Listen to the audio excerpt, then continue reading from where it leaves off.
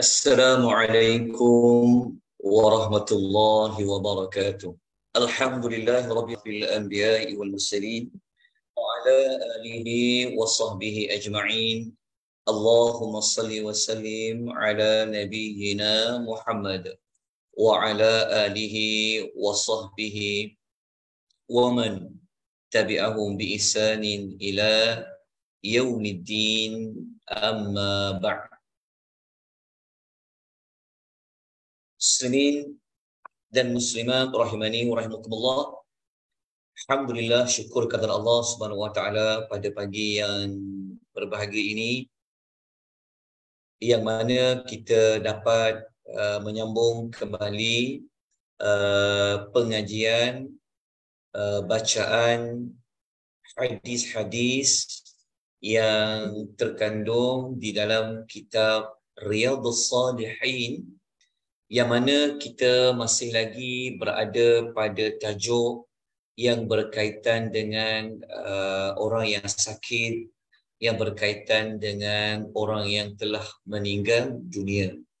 InsyaAllah pagi ini kita akan bincangkan bab yang ke-152 dan bab yang ke-153 dalam kitab Riyadhus Shalihin. Bab 152 adalah berkaitan dengan doa. Doa yang dibacakan oleh orang yang hidup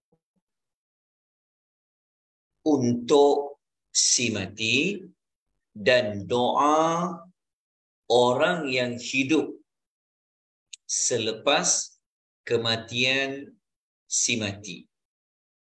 Maknanya bab yang ke-152 ini adalah bab yang kita akan mempelajari tentang orang yang hidup ini, apakah doa yang sunnah untuk dibacakan untuk si mati, dan doa ahli waris, doa ahli keluarga setelah Allah memberikan ujian kehilangan orang-orang yang dicintai. Okay. Bab yang ke-152 ini mengandungi 5 hadis dari Nabi sallallahu alaihi wasallam. Moga-moga tuan-tuan dan puan-puan yang mempunyai kitab Riyadhus Shalihin secara terjemahan, mungkin tuan-tuan dan perempuan sudah saya harap tuan-tuan dan perempuan telah pun dapat membuka bab 152 dan bab 153. Kita terus kepada hadis yang pertama, iaitu adalah hadis yang datangnya diriwayatkan oleh Ummu Salamah radhiyallahu anha.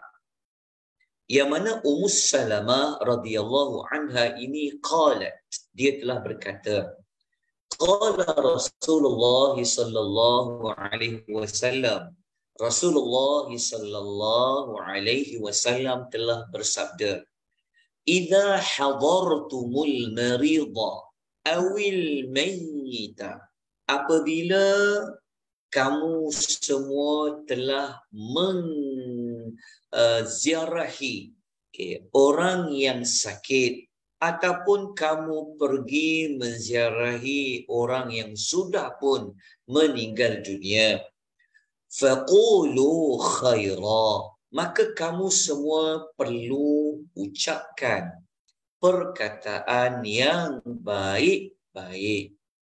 فَإِنَّ الْمَلَائِكَةَ يُؤَمِّنُونَ عَلَى مَا تَقُولُونَ, sesungguhnya para malaikat akan mengaminkan apa perkataan yang telah apa-apa perkataan yang kamu ucapkan. Ummu Salamah radhiyallahu anha, kita sedia maklum, Ummu Salamah merupakan salah seorang isteri kepada Nabi sallallahu alaihi wasallam. Masa hadis ini dituturkan, Ummu Salamah belum lagi menjadi isteri kepada Rasulullah sallallahu alaihi wasallam. Yang mana kita sedia maklum Ummu Salamah ini ketika mana suaminya telah meninggal dunia, maka mereka telah didatangi oleh Rasulullah sallallahu alaihi wasallam untuk menziarahi Ummu Salamah, menziarahi jenazah Abu Salamah. Maka dalam sepanjang ziarah Rasulullah sallallahu alaihi wasallam, semasa Rasulullah sallallahu alaihi wasallam menziarahi keluarga Ummu Salamah, Rasulullah sallallahu alaihi wasallam telah memberikan beberapa tunjuk ajar. Nabi telah memberikan beberapa nasihat. Antaranya hadis pertama yang kita baca ini, Nabi katakan kalau kita menziarahi orang sakit ataupun orang yang mati, sebut yang elok-elok, kerana doa yang kita baca, perkataan yang kita sebut itu akan diaminkan oleh para malaikat. Kemudian Nabi SAW melanjutkan lagi, yang mana Ummu Salamah ni dia sambung lagi ceritanya. Dia kata falamma mata Abu Salamah, ketika mana kematian Abu Salamah, iaitu suami kepada Ummu Salamah, ataitun nabiyya sallallahu alaihi wasallam, Nabi sallallahu alaihi wasallam telah menziarahi beliau.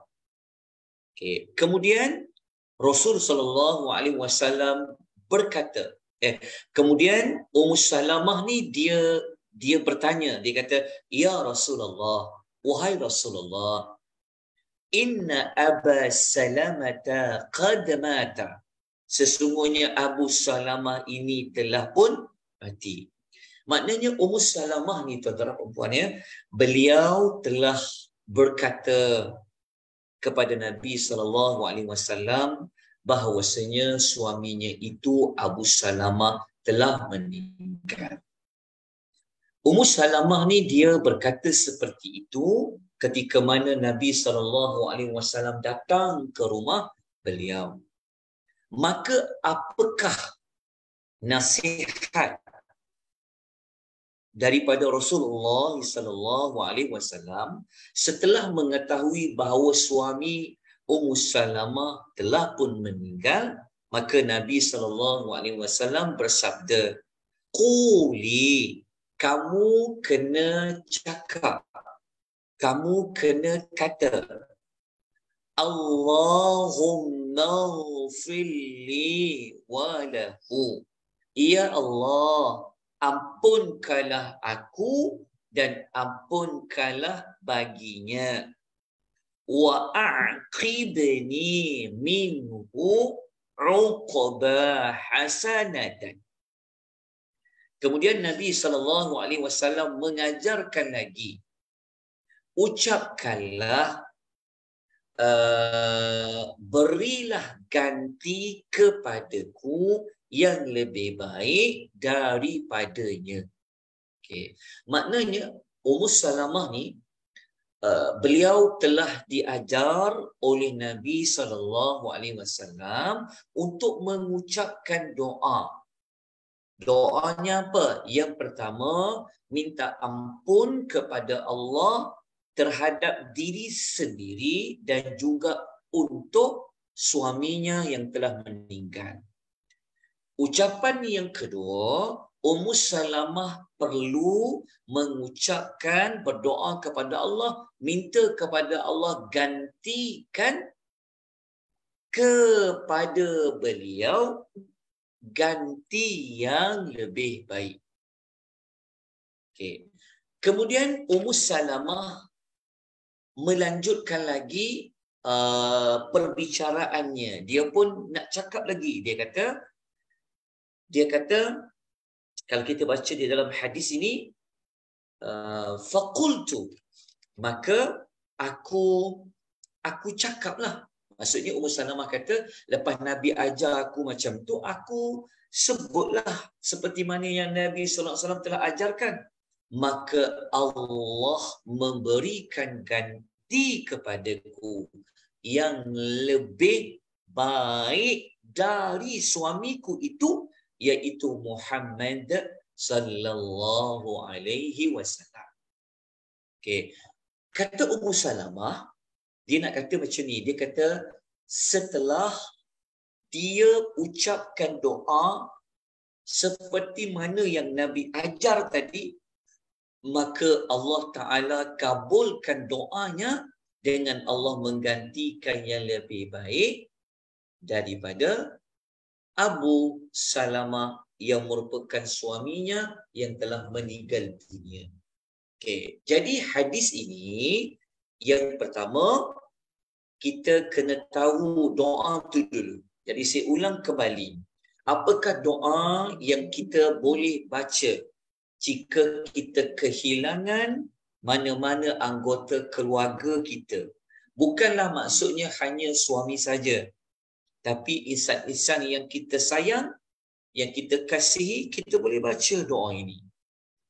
Doanya kalau rujuk di dalam hadis itu, doa yang pertama minta keampunan untuk diri sendiri dan juga si mati, iaitu Allahumma ghfirli walahu. Okey, kalau tak boleh bahasa Arab, baca saja bahasa Melayu, ya Allah ampunkanlah aku dan ampunkan juga si mati. Yang kedua, doa dia adalah wa'aqibni minhu, dan gantikanlah aku uqba hasanatan, dengan gantian yang lebih baik. Itu adalah rangkap yang kedua bagi doa yang dibacakan. Bukan sekadar minta ampun, tapi minta Allah gantikan insan-insan lain ataupun apa saja perkara yang baik daripada si mati itu. Nah, jadi kalau tak boleh baca bahasa Arab, sebut saja, dan gantikanlah aku, gantikanlah si mati ini dengan gantian yang lebih baik darinya. Okey. Jadi hasil doa tersebut, Ummu Salamah mendapat ganti suami yang lebih baik, iaitu Nabi SAW. Okey. Hadis ini yang kita baca ni adalah hadis riwayat Muslim, hadis yang sahih. Okay. Apa yang kita dapat ambil pelajaran daripada hadis ini? Okay. Nombor satu, berdasarkan hadis ini, kita dibolehkan untuk memberitahu orang lain tentang apa? Tentang sesuatu kematian. Tak salah. Seperti mana Nabi datang kepada Nabi pergi ke rumah Ummu Salamah, Ummu Salamah cakap suaminya telah meninggal dunia. Jadi daripada ucapan Ummu Salamah tu, maka pengajaran dia yang kita boleh ikut, petunjuk hadis ini, kita pun boleh juga untuk membuat hebahan dalam apa sahaja medium kita boleh sebut. Kita boleh bagi tahu suami saya dah meninggal, anak saya dah meninggal ke, kakak saya meninggal ke, saudara saya meninggal, kan boleh. Seperti mana yang dilakukan oleh Ummu Salamah kepada Nabi SAW. Okey, pelajaran yang kedua. Pelajaran yang kedua,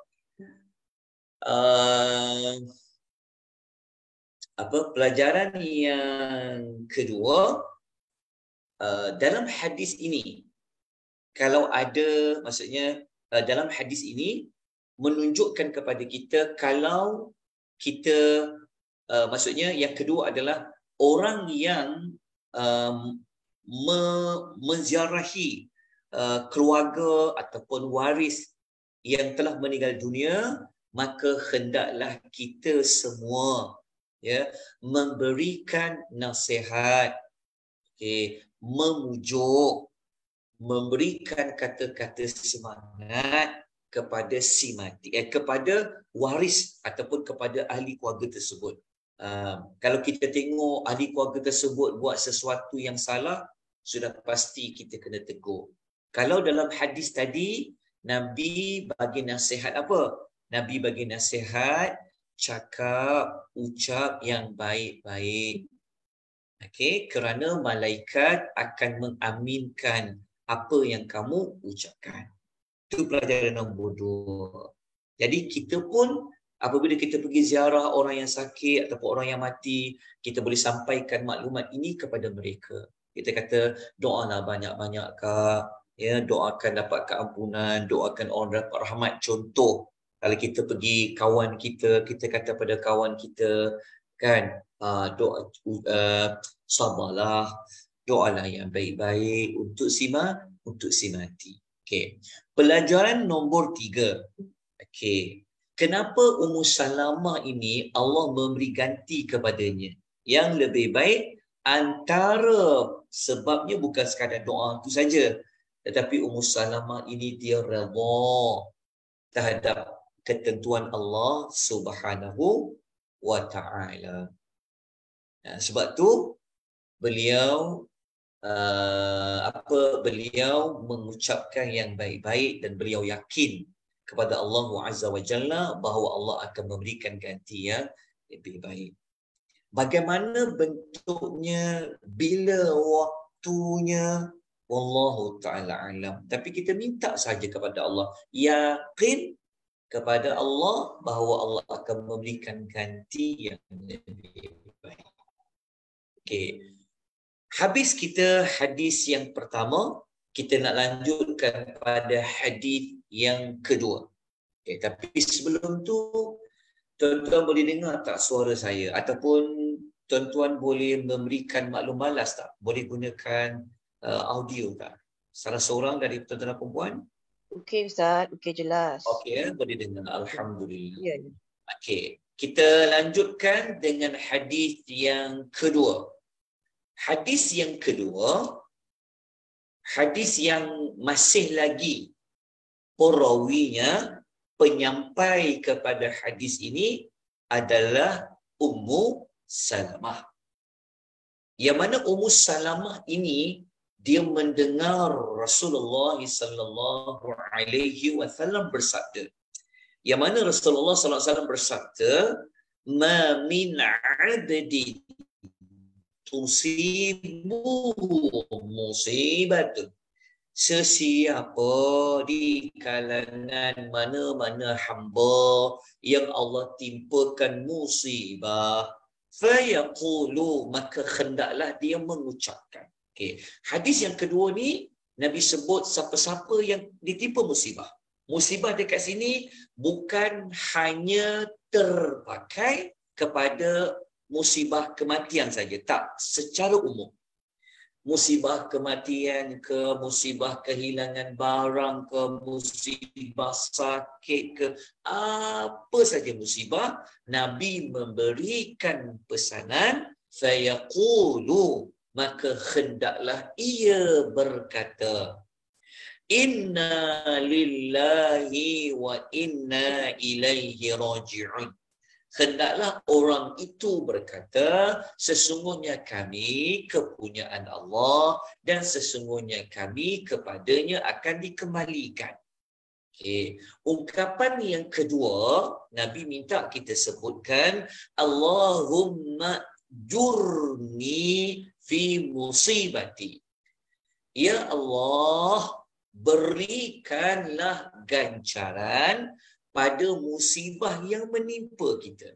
Maknanya ungkapan doa yang kedua, minta Allah bagi pahala pada musibah yang Allah timpa itu. Yang ketiga, wakhluf li khairan minha, dan gantikanlah untukku yang lebih baik darinya. Kalau kita kehilangan barang, minta Allah ganti barang yang lebih baik. Kalau kita kehilangan kehilangan manusia, minta Allah ganti yang lebih baik. begitulah semua musibah. Okey. Yang berikutnya, Nabi SAW menerangkan, okey, siapa yang dia ucap 3 ungkapan doa tadi, 3 ungkapan tu maksudnya ada 3 bentuk bacaan tadi. Yang pertama minta apa tadi? Mengucapkan kalimah al-istirja', iaitu kalimah inna lillahi wa inna ilaihi raji'un. Yang kedua, minta Allah bagi pahala pada musibah yang menimpa. Yang ketiga, minta ganti yang lebih baik. Kata Rasulullah sallallahu alaihi wasallam, Nabi bersabda, illa ajarahu Allah taala fi musibatihi wa akhluf lahu khairan min. Kata Nabi SAW, siapa yang ucap 3 rangkap doa tadi, 3 ungkapan tadi tu, melainkan akan diganjari Allah pada musibah yang menipanya. Maknanya Nabi kata Allah akan bagi dia pahala. Kalau dia minta pahala, Allah bagi dia pahala disebabkan ujian musibah itu. Dan Allah akan menggantikan yang lebih baik dari musibah yang menimpa dia.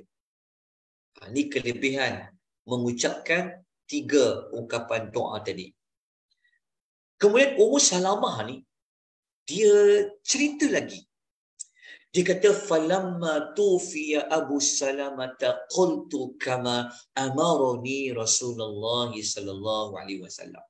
Ummu Salamah kata, dia kata, aku ni bacalah doa, 3 ungkapan doa yang macam Nabi suruh baca tadi tu semasa kematian suamiku Abu Salamah, seperti mana yang Nabi perintahkan. Lepas tu dia kata, nak tahu, Allah ganti yang lebih baik daripada Abu Salamah, iaitu Rasulullah sallallahu alaihi wasallam.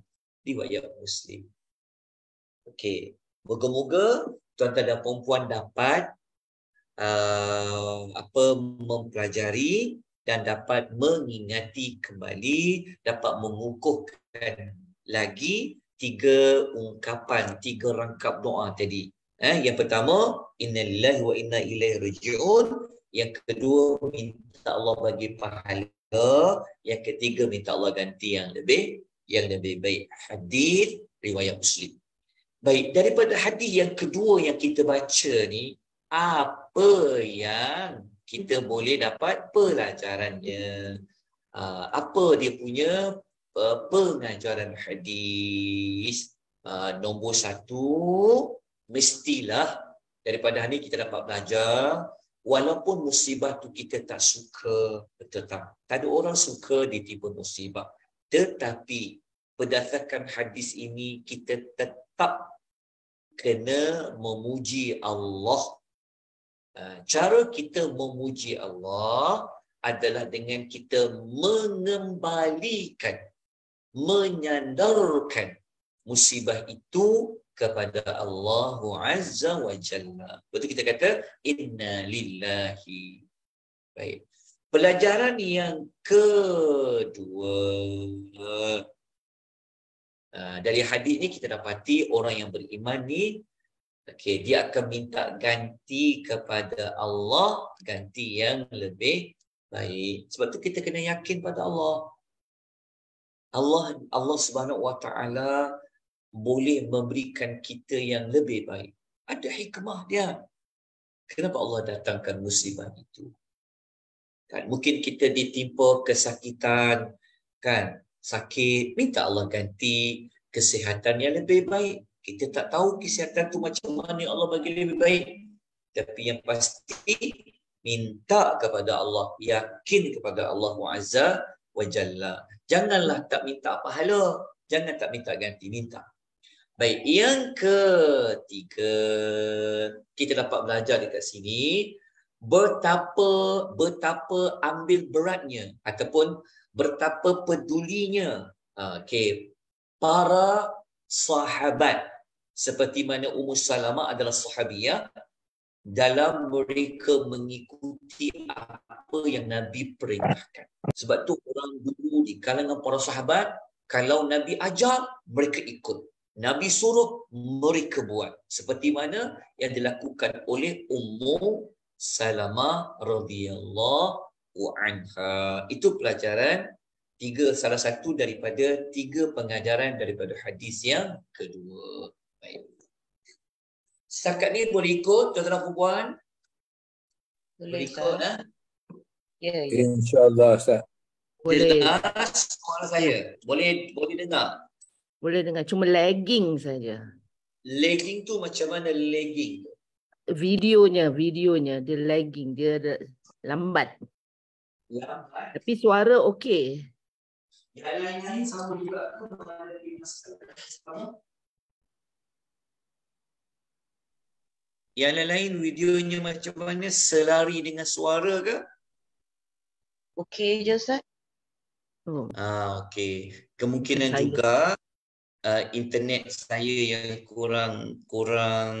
kurang stable ataupun internet tuan-tuan dan puan yang kurang stable. Dia boleh jadi begitu. Tapi yang paling penting tak apa. Yang paling penting suara saya jelas. Itu paling penting. Sebab saya di masjid sekarang. So saya buat live dari di masjid. Baik.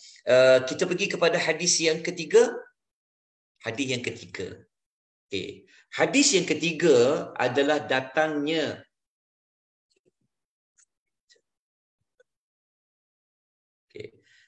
kejap ya.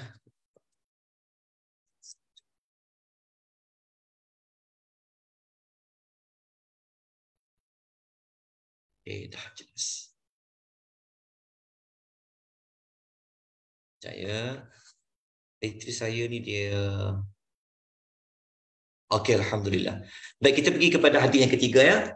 Okey, hadis yang ketiga diriwayatkan daripada Abu Musa radhiyallahu anhu.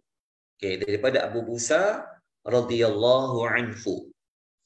Yang mana kata Abu Musa radhiyallahu anhu, Nabi sallallahu alaihi wasallam bersabda. Okey, apa sabda Nabi sallallahu alaihi wasallam? Idza mata waladul abdi, apabila matinya seseorang anak kepada seorang hamba, maka Allah Subhanahu wa taala akan berfirman kepada para malaikatnya. Allah berfirman kepada para malaikat, Allah kata, qabattum walad abdi. Allah kata, kamu dah ambil ke nyawa anak kepada hamba-Ku? Malaikat menjawab, na'am, ya, kami dah ambil dah nyawa anak kepada seorang hamba Allah. Kemudian Allah Ta'ala bertanya lagi kepada para malaikat. Qabattum thamarata fuadihi. Kamu dah ambil ke nyawa buah hatinya? Allah tanya kepada para malaikat.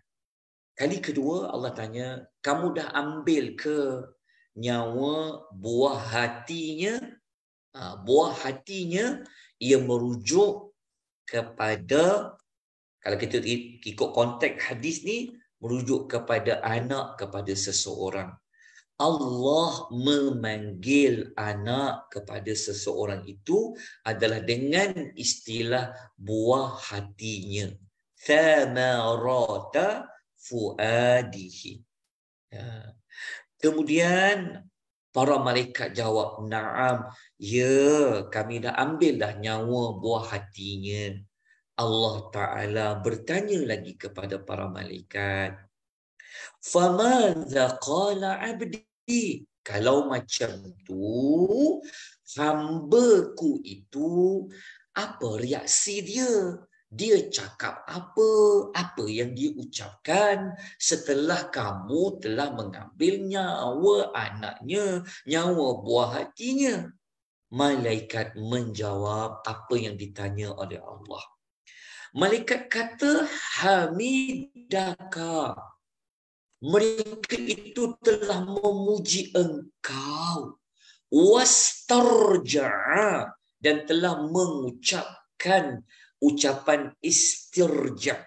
Istirja ni maknanya ucapan inna lillahi wa inna ilaihi raji'un. Okey, berdasarkan hadis ini Allah bertanya kepada para malaikat, hamba-Ku itu dia buat apa? Apa reaksi dia? Malaikat kata, mereka ini memuji engkau ya Allah. Kemudian mereka mengembalikan ujian tersebut, takdir tersebut kepada engkau ya Allah.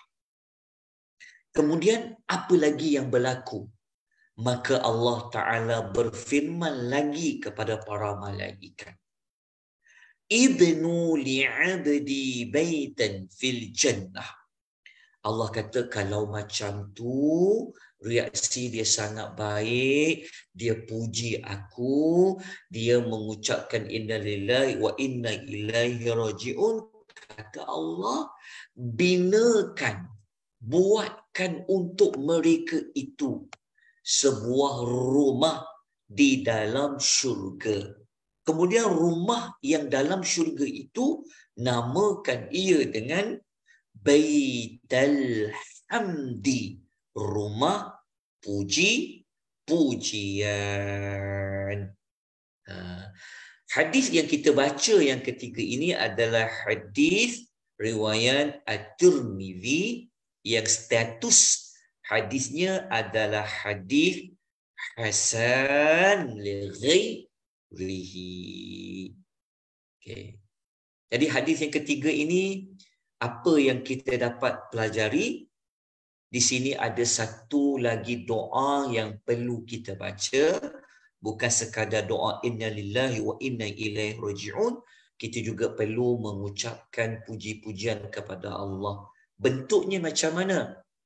Bentuknya adalah alhamdulillahi ala kulli halin. Yang ini tak ada dalam buku. Ini tak ada dalam kitab tu, dalam hadis tu tak ada. Dalam hadis hanya kata mereka memuji engkau. Tapi macam mana nak memuji? Kita tahu kalimah puji-pujian adalah kalimah alhamdulillah. Kita jangan salah faham. Ucapan alhamdulillah, memuji Allah bukan bermaksud kita minta, kita suka musibah tu Allah timpa. Tak ada orang yang suka musibah ditimpa. Kita pun dilarang meminta musibah. Tetapi kita sedia maklum, yang mendatangkan musibah itu adalah Allah. Kalau Allah yang datangkan, apa saja yang Allah buat, maka mesti tindakan Allah itu, perbuatan Allah itu terpuji. Takkan ada cacat cela. Sebab itu kita disuruh memuji Allah dalam semua keadaan. Jadi kalau kita ditimpa musibah, kita boleh puji Allah. Alhamdulillah. Jadi kalau ada orang tersalah faham kenapa ucap Alhamdulillah, kita kena terangkanlah. Lepas tu kita ucapkanlah inna lillahi wa inna ilaihi raji'un. Lepas tu kalau kita gabung dengan hadis yang kedua tadi, kita sambung lagi. Allahumma jurni fi musibati. Lepas tu kita sambung lagi. Apa dia? Wa khluf li khairan minha. Minta Allah gantikan. Jadi kalau kita susun rangkap doa tu, dia akan ada 4. Yang pertama, ucap dulu alhamdulillah. Yang kedua, kita ucapkan inna lillahi wa inna ilaihi raji'un. Yang ketiga, kita ucapkan apa? Minta pahala pada musibah itu. Yang keempat, minta apa? Minta ganti kepada Allah Azza wa Jalla yang lebih baik. Hadis yang ketiga ni, apa yang kita dapat belajar? Apa pelajarannya daripada hadis tersebut? Hadis ini sebenarnya menunjukkan kepada kita bahawa sebenarnya tuan-tuan, Allah memberikan musibah kepada orang yang beriman ni sebenarnya bukanlah satu kehinaan sebenarnya. Bukan menunjukkan bahawa Allah Subhanahu wa taala ini benci kepada kita sebenarnya. Tetapi sebenarnya itu tandanya Allah Subhanahu wa taala nak memberikan kemuliaan kepada kita sebenarnya. Sebab itu Allah Ta'ala tanya 2 kali tadi. Lepas tu Allah Ta'ala letakkan dalam pertanyaan tadi, hamba-Ku. Ingat tak pertanyaan pertama Allah kepada para malaikat? Allah tanya, engkau dah ambil ke nyawa anak hamba-Ku? Allah sebut, hamba-Ku. Lepas tu Allah tanya kali kedua, engkau dah ambil ke nyawa buah hatinya? Jadi Allah bertanya sampai 2 kali tadi, menunjukkan sebenarnya musibah ini sebenarnya adalah kebaikan untuk kita sebenarnya. Okey. Yang kedua adalah yang kedua ni kita dapat belajar tentang apa? Kita dapat belajar tentang kelebihan. Kelebihan kalau kita ditipu musibah, kita memuji Allah dan kita apa? Kita mengembalikan musibah itu kepada Allah. Allah membina sebuah rumah di dalam syurga dan rumah tu nanti dinamakan dengan rumah apa? Pujian. Jadi kalau sesiapa yang nanti masuk syurga, kita masuk syurga, dia dapat sebuah rumah tu namanya rumah puji-pujian, ternyatalah orang yang mendapat nikmat itu adalah orang yang banyak memuji Allah Azza wa Jalla, sekalipun Allah menimpa dia dengan musibah. Baik, selesai hadis yang ketiga. Kita teruskan dengan hadis yang keempat. Okey. Hadis yang keempat adalah datangnya sumber hadis ini berpunca daripada Abu Hurairah radhiyallahu anhu. Abu Hurairah pula yang meriwayatkan hadis ini. Apa dia kata? Dia sebut anna Rasulullah sallallahu alaihi wasallam qala, Nabi sallallahu alaihi wasallam, Rasulullah sallallahu alaihi wasallam telah bersabda. Apa sabda Nabi? Yaqulullah ta'ala, Allah Ta'ala yang maha tinggi telah berfirman. Allah berfirman apa? Ma li'abdil mu'mini indi jazaa'un. Tidak ada pahala di sisiku bagi hamba-Ku yang beriman. Okey. Idza qadattu safiyahu min ahli dunya. Okey, jika aku mengambil kekasihnya dari penduduk dunia ini. Okay. Hadis yang keempat ni, Allah berfirman, Nabi SAW bersabda, Allah berfirman, Allah berkata, mana-mana hamba yang dia beriman, tidak ada balasan yang patut diberikan kepada hamba itu apabila Allah telah mengambil nyawa insan yang dia kasihi. Okey, daripada ahli dunia.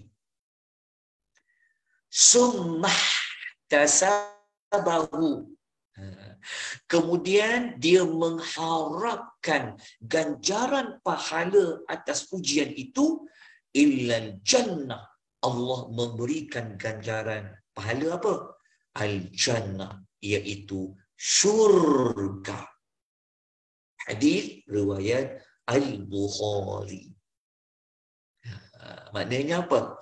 Maknanya daripada hadis ini Nabi nak menjelaskan kelebihan seseorang yang dia sabar. Dia mengharapkan daripada ujian yang berat. Kenapa kita kata berat? Ujian kehilangan orang yang kita cinta, kita kasih. Sangat berat, tuan-tuan. Hanya orang yang telah melalui akan merasai kesedihan itu. Kan? Maka dengan disebabkan ujian yang berat tu dia sabar, diharapkan Allah bagi pahala, ya Allah bagi ganjaran dengan ujian yang berat ni, engkau ambil kekasihku daripada kalangan ahli dunia, Allah akan memberi kepadanya ganjaran apa? Allah memberi kepadanya ganjaran syurga. Hadis ini apa yang kita dapat belajar? Seperti yang kita sebut tadi, itulah nombor satu, kelebihan bagi sesiapa yang mengharapkan ganjaran dari Allah. Justru itu, kalau ditipu musibah, jangan tidak minta ganjaran kepada Allah. Kalau kita tak minta, macam mana Allah nak beri? Jadi minta kepada Allah. Allah akan tukar ganjaran itu dengan syurga. Minta. Minta apa? Minta ganjaran dari Allah disebabkan ujian itu. Ya Allah, pemurahnya Allah. Dia bagi kita musibah, dia tawarkan kita ganjaran daripada musibah. Jadi seronok tak dapat musibah. Maksud saya, bukanlah kita minta musibah tu, tapi kalau kita ditimpa musibah, Allah takdirkan kehilangan orang yang dikasihi, sebenarnya Allah nak bagi kita peluang dapat syurga. Jadi kalau kita faham hadis ni, kita takkan bersedih panjang. Kita takkan akan menjadi seorang yang berduka cita berpanjangan. Tapi bergembiralah mana-mana hamba Allah yang beriman. Jika Allah mengambil insan yang disayangi, berat hati ini, sayu hati ini, mendalam perasaan itu, maka ingatlah Allah tawarkan kepada kita syurga. Tapi dengan syarat apa? Sabar, kembalikan ia kepada Allah, minta Allah kan, Allah berikan ganjaran. Wallahu ta'ala alam. Itulah hadis yang keempat. Kita nak masuk hadis yang terakhir sekali. Hadis yang kelima. Kita ada lagi 1 minit sahaja. Kita habiskan terus. Bukan 1 minit sahaja. Maafkan saya. Kita boleh 9.30. Tidak ada lagi. Lebih kurang dalam 15 minit. Baik. Setakat ni boleh ikuti tuan-tuan dan puan-puan keempat-empat hadis yang telah pun dibacakan. Jumpa tak hadis tu dalam kitab yang ada di tangan tuan-tuan dan puan-puan? Mohon maklum balas. Ustaz. Ya. Assalamualaikum Ustaz. Waalaikumsalam warahmatullahi wabarakatuh. Yang hadis ketiga ni kan Ustaz? Ini adakah ini kaitan dengan mereka yang kehilangan anak yang masih kecil ataupun sebelum baligh? Ini kekaitan hadisnya Ustaz? Betul? Dia bukan semata-mata kecil, bukan. Okay. Anak tu dah dewasa pun termasuk daripada ini. Okey. Anak yang tak kisah mana-mana anak yang meninggal. Dia bukan hadis tu terpakai kepada yang bayi saja ataupun yang baru lahir saja. Okey, terima kasih. Okey. Okey, ada lagi tuan-tuan perempuan persoalan pencerahan sebelum kita lanjutkan dengan hadis yang kelima. Okey. Kalau tiada, kita lanjutkan hadis yang kelima ya. Okay. Hadis yang kelima adalah hadis hadis yang bersumberkan.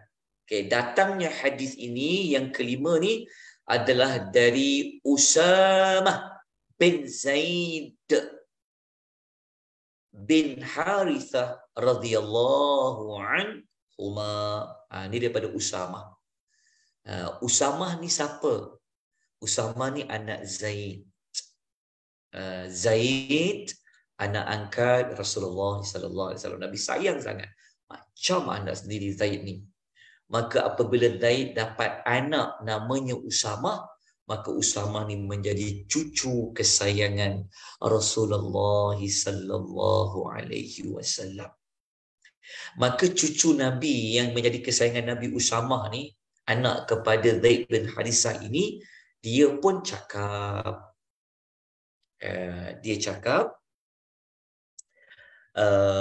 arsalat ihda banatin nabiyyi sallallahu alaihi wasallam. Salah seorang anak perempuan Nabi sallallahu alaihi wasallam pernah menghantar seseorang untuk menyampaikan berita kepada baginda sallallahu alaihi wasallam tentang apa?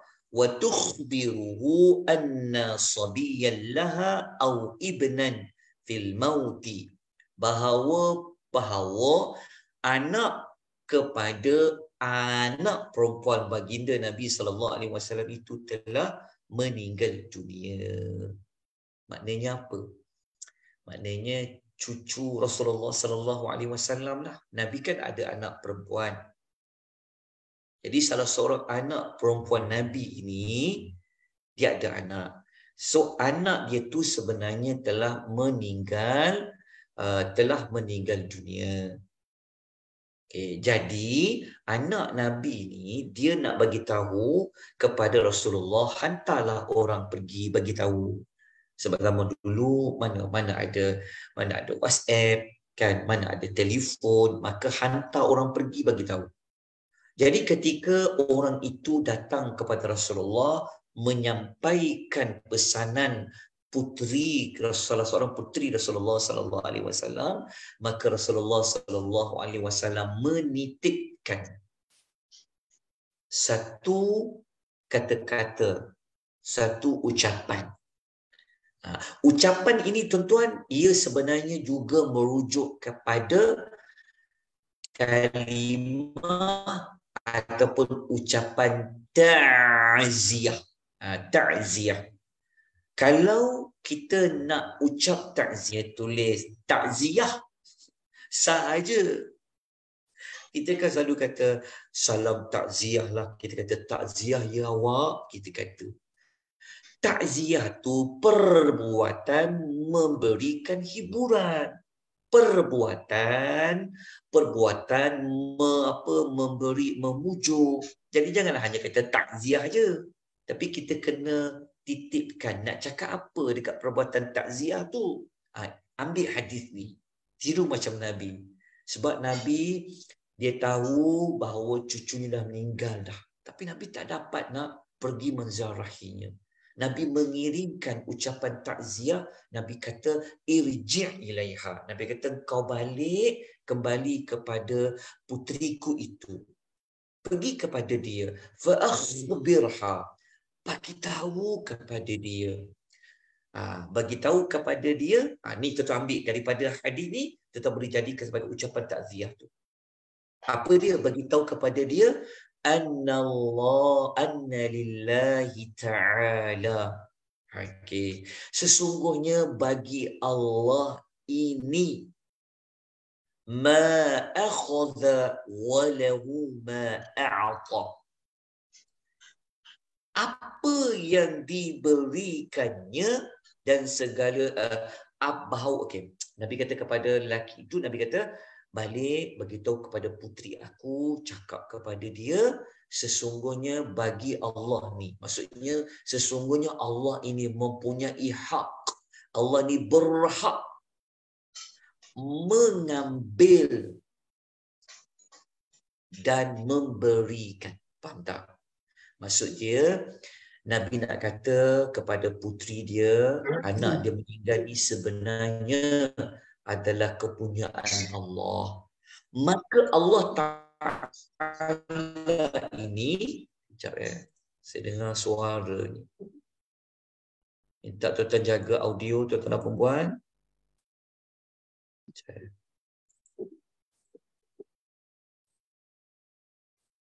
Okey, masih kedengaran ke? Okey, Ustaz, clear Ustaz. Okey. Okey. Dalam dalam pesanan Rasulullah sallallahu alaihi wasallam tadi, Rasulullah kata, cakap dekat anak aku, beritahu pada dia, Allah Taala mempunyai hak untuk apa? Untuk dia ambil sesuatu. Dan Allah Ta'ala berhak untuk memberikan sesuatu. Maksudnya kan anak ni kan pinjaman Allah. Semua benda dekat alam ini semuanya kepunyaan Allah. Maka kalau Allah dah beri, Allah boleh ambil kembali. Tengok apa mendalamnya ucapan Nabi pada takziah tu. Maksudnya Nabi nak kata pada ayah ampunnya, Allah ini dia boleh mengambil kembali dan dia boleh bagi apa yang Allah nak kendaki. Okey, kemudian rangkap yang kedua adalah apa? Wa kullu syai'in 'indahu bi ajalin musamma. Lepas tu, ungkapan yang kedua Nabi bagi tahu, pesan dekat anak aku itu, kata pada dia apa? Segala sesuatu itu sudah ditentukan ajalnya di sisi Allah. Nabi pesan yang kedua, semua perkara dia ada tempoh akhir dia. Di sisi Allah, semua ada tempoh dia. Saya ada tempoh saya, tuan-tuan ada tempoh tuan-tuan. Orang sekeliling kita semua ada tempohnya. Cuma kita boleh hidup lagi ni, maknanya tempoh tu belum sampai. Saat tu belum sampai. Tapi Nabi bagi tahu setiap sesuatu sudah ada tempoh hayatnya di sisi Allah. Dan ungkapan yang ketiga, Nabi mengatakan kepadanya, suruh anak aku itu famurha, perintahkan dia faltasbir, suruh dia sabar. Yang keempat, waltahtasib, dan suruh dia harapkan, suruh dia minta pahala itu dari Allah Subhanahu wa taala. Muttafaqun alaih hadis ini. Jadi apa pesanan yang Nabi sampaikan kepada utusan itu untuk dibawa kepada salah seorang puteri Nabi sallallahu alaihi wasallam? Yang pertama apa? Yang pertama, kalau kita nak buat ucapan takziah, kalau kita nak tulis kan, nak WhatsApp, nak tulis kat mesej ke apa, kita tulis nombor satu apa? Nombor satu kita kena tulis ayat dia. Kalau tak boleh, kalau nak tulis yang bahasa Arab lah, boleh ambil daripada anna lillahi ta'ala ma akhadha wa lahu ma a'ta. Itu pertama. Yang kedua, wa kullu syai'in 'indahu bi ajalin musamma. Yang ketiga, faltasbir, tak sabar. Yang keempat, wal tahtasib. 4 rangkap tu. Ini ucapan takziah yang sepatutnya kita sampaikan pada orang. Bukan hanya kata takziah ya. Tak. Sebut 4 rangkap tu. Kalau tak boleh bahasa Arab, bahasa Melayu. Nombor satu kata apa? Kita katakan bahawa apa? Kita katakan sesungguhnya hak Allah apa yang diambilnya dan hak Allah apa yang diberikannya. Itu pertama. Yang kedua kita kata segala sesuatu itu sudah ditentukan tempoh akhirnya ataupun ajalnya lah mudah. Nombor 3 apa? Maka bersabarlah. Yang keempat, harapkan ganjaran dari Allah Subhanahu wa taala. Hadis ini disepakati oleh Al-Bukhari, juga disepakati oleh Imam Muslim. Justru itu kita selesailah kelima-lima hadis yang ada dalam kitab Riyadhus Salihin di bawah bab apa?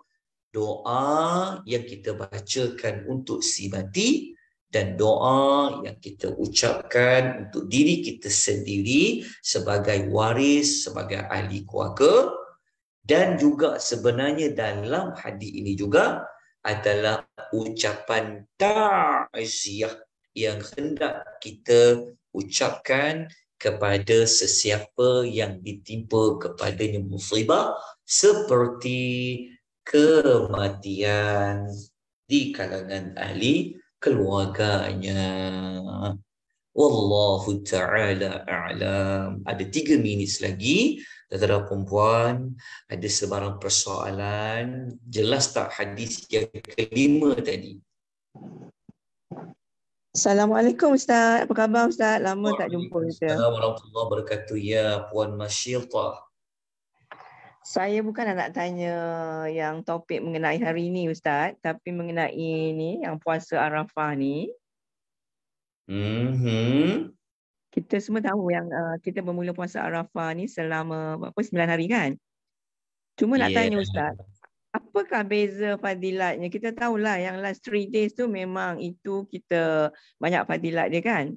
Tetapi yang di antara besok sehingga yang last 3 days tu, apakah bezanya dengan puasa-puasa sunat yang lain, yang dengan mandi, Isnin dengan Khamis? Apa bezanya Ustaz? Adakah itu lebih lagi pahala pada yang Isnin dan Khamis tu? Yang 3 days tu memanglah itu lagi banyak kan fadilatnya kan?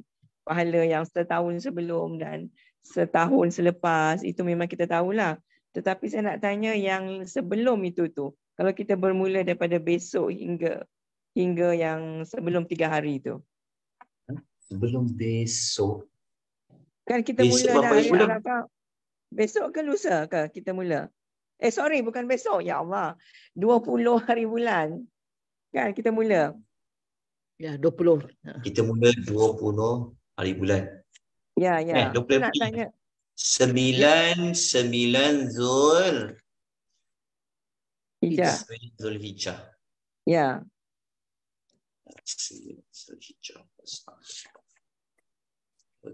Okey. Apa maksudnya? Apa? Pahala kita dapat bezanya dengan hari Isnin dan Khamis. Bukan yang 3 hari tu yang dalam 9 sebelum 3 hari itulah, yang katalah 6 hari tu. Okey. Ada ke beza dia pahala? Puasa hari Khamis dan perbezaan dia. Ya.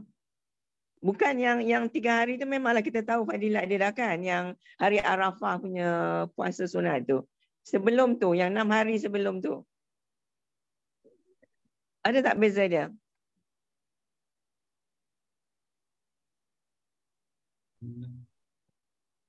Maksud puan tu 10 yang pertama awal 10 Zulhijjah ke ataupun 9 sahaja? Tak, bukan 9 tu kita dah tahu dah fadilat dia yang sebelum tu. Dari 1 hingga 6. 1 hingga 6 tu. Apa bezanya? Adakah pahala dia lebih pada yang Okey.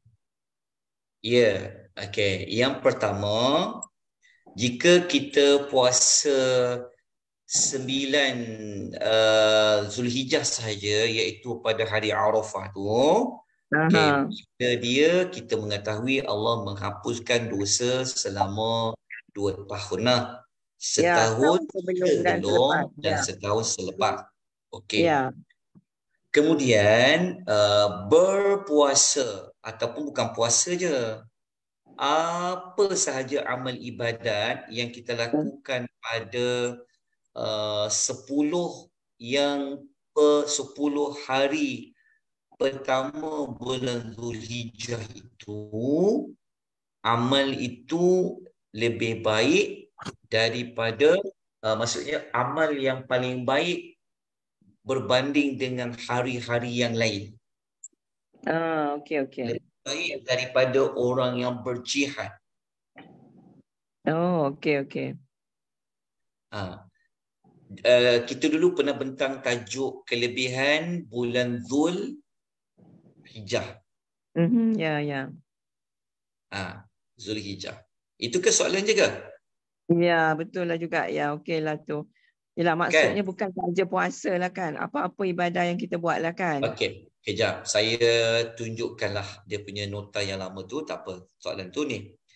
Yang ni kita kena, tajuk dia panjang. Tapi tak apa, saya ringkaskan. Tengok nota ni, saya paparkan. Okay. Tapi kalau Ustaz boleh fokus yang puasa tu Ustaz, apa beza? Ada tak beza pahala lah juga daripada yang kita buat hari Isnin dan Khamis tu? Adakah lebih pada pahala pada hari Isnin dan Khamis tu? Oh, sudah pasti lebih. Okey. Dan jika 10 yang pertama tu ada hari Isnin dan Khamis pun lagi gandaan. Ya, itu okey lah ya. Yang ni tajuk dia. Begini. Dalam hadis ya Nabi sallallahu alaihi wasallam, Nabi menyebutkan begini. Kejap.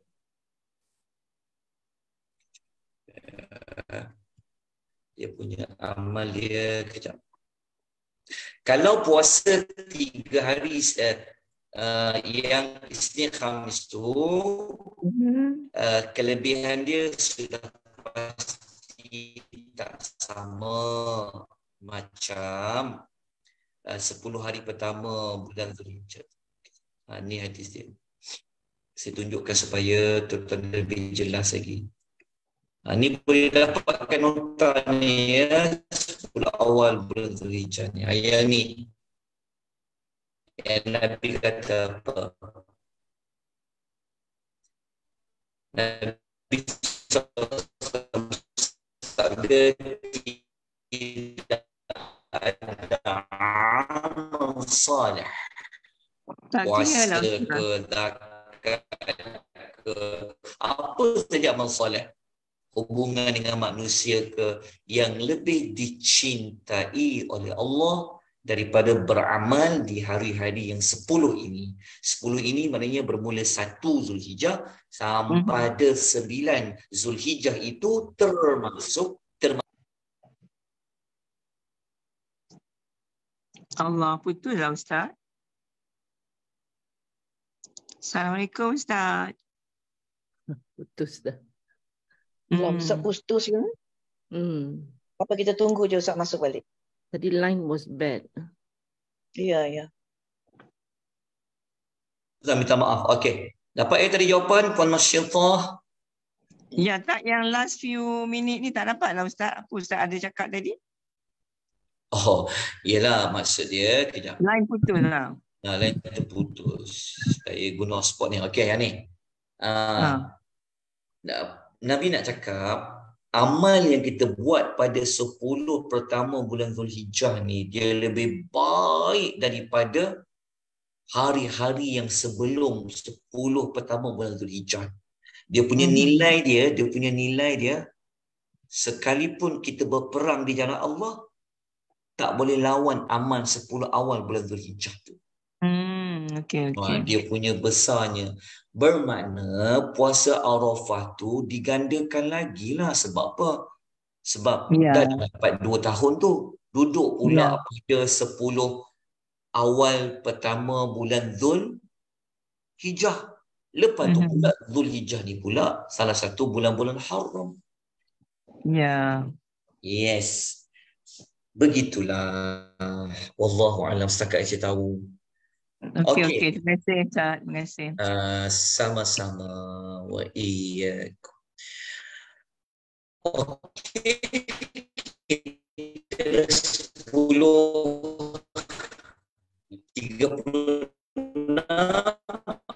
Saya buka lagi kalau ada 1 hingga 2 soalan sebelum kita lanjutkan dengan penutupan. Di pihak Persatuan Wanita Islam tak ada ya. Okey, kalau tiada, kita jumpa bulan hadapan minggu yang pertama Jumaat. Kita sambung dengan bab yang ke-153 dalam kitab Riyadhus Shalihin. Jazakumullahu khairah kepada Persatuan Wanita Islam Prihatin di atas keprihatinan persatuan menganjurkan majlis-majlis ilmu seperti ini. Semoga Allah memberkati kalian semua dan Allah memberkati tuan-tuan dan puan-puan dan kita semua. Aqulu qouli hadza wa astaghfirullahal azim wa billahi taufiq hidayah. Wassalamualaikum warahmatullahi